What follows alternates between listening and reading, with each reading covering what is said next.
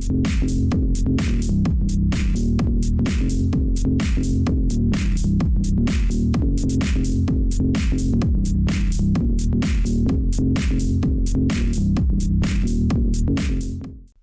everyone, welcome back to our series Learning in VCarve Pro course. When you create Toolpath, there are two options, manual and automatic. Today I will show you why it is important to use automatic option in Toolpath.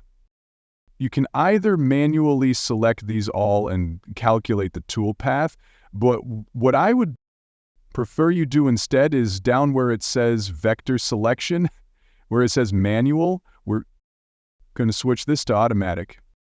That way, if and when we add more to this design, it'll be really easy to carve the rest of the new design. I'll show you what I mean by that. We go to the vector selector down at the bottom of the toolpath. We're going to go with closed vectors. We're going to associate them with the toolpath, and it's going to be on the design layer. That's that black layer we're working on. Now we're going to click Close, and you'll see that will automatically select everything. On that layer, let's click Calculate.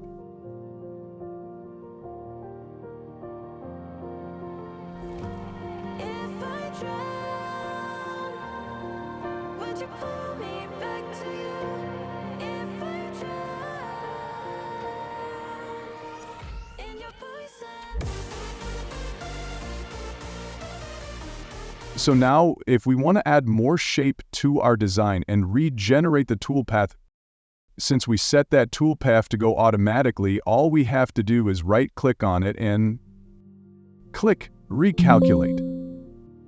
Click OK, then Preview. Every update to our design, just do the last things we did. Thanks for watching.